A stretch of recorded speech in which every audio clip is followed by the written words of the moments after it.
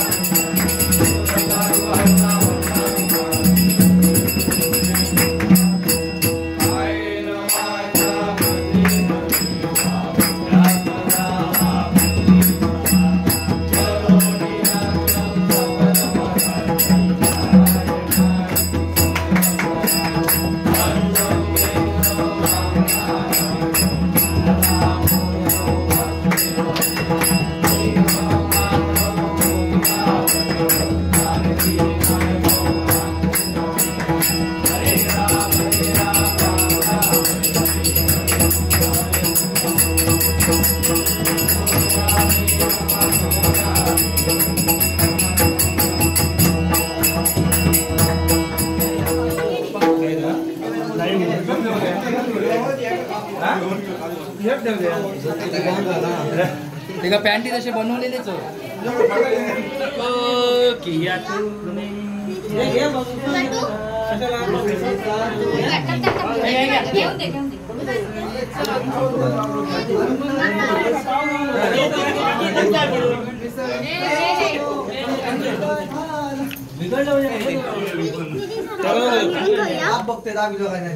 हे पाव आबा पाव दे